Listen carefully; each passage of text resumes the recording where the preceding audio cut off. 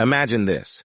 It's the late 1800s in America, a time of rapid change, invention, and hidden secrets. Massive World's Fairs showcase towering architecture that seems impossible for the era, grand buildings with intricate designs powered by mysterious free energy. But what if these weren't just human feats? What if they were remnants of a lost empire built by giants? Welcome to the enigma of the Tartarian Giants. In this documentary, we'll uncover why old census records from the 1890s list over 2 million of these colossal beings. And then, poof, they vanish without a trace. Stick around as we dive into the evidence, the cover-ups, and the mind-blowing theories that could rewrite history. Let's start at the beginning. The Tartarian Empire isn't something you'll find in your high school textbook. According to alternative historians, Tartaria was a vast, advanced civilization spanning Asia, Europe, and even North America. Think of it as a real-life Atlantis, but on land. Their cities featured star-shaped forts, massive domes, and buildings that harnessed atmospheric electricity. No wires needed. And at the heart of this empire? Giants. Not fairy tale ogres, but beings 7 to 12 feet tall, intelligent, and strong, who built wonders we still can't explain today.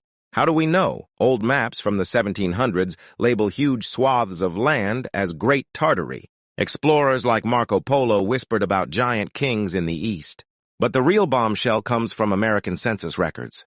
In the 1890 U.S. Census, the 11th one ever conducted, something bizarre appears. Buried in the data are entries for oversized individuals, or giant-class citizens.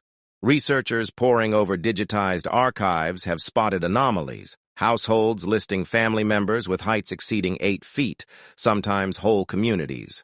One estimate, pieced together from fragmented reports, suggests up to 2 million such giants were recorded across states like California, Illinois, and New York. Picture this. A census taker knocks on a door in Chicago, 1890. The door creaks open, revealing a figure so tall he has to stoop. Name? Occupation? The giant replies in a booming voice, perhaps as a builder or engineer. These weren't myths. They were counted, taxed, and integrated into society. Newspapers from the era occasionally mentioned giant exhibitions at fairs where 9-foot-tall men posed for photos.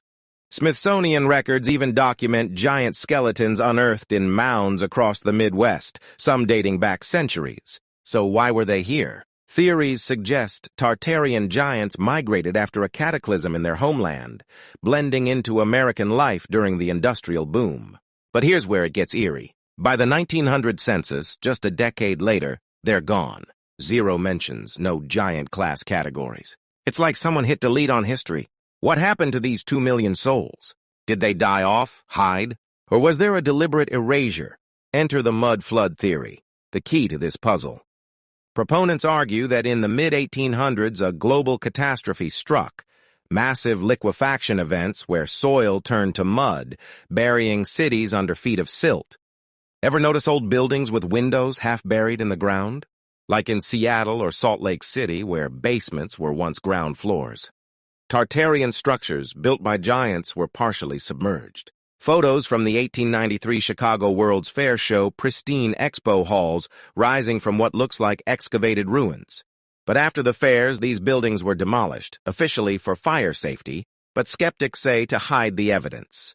Now link this to the giants. If the mud floods weakened their population, the 1890s might have been their last stand. Census data captured them at a tipping point.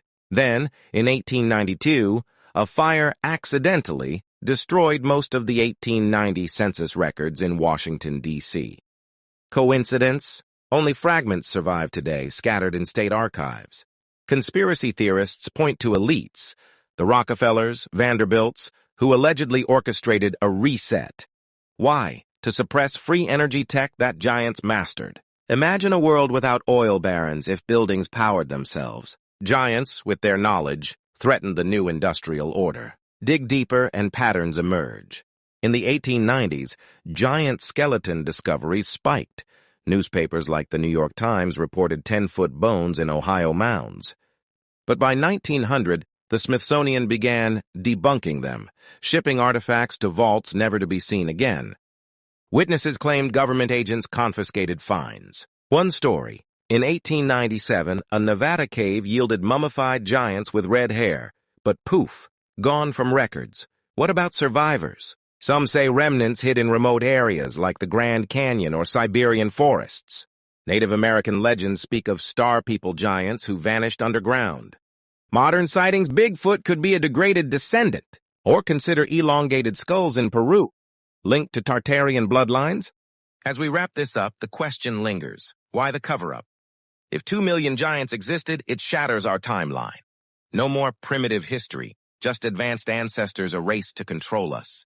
The 1890 census is our smoking gun, a glitch in the matrix. But don't take my word. Check the archives yourself. Ancestry.com has snippets. Old books like Mundus Subterraneus hint at more. If this blew your mind, like and subscribe for more hidden history. Comment below, do you think giants walked among us? Share your theories. We might feature them next. Thanks for watching till the end. The truth is out there, or buried under mud.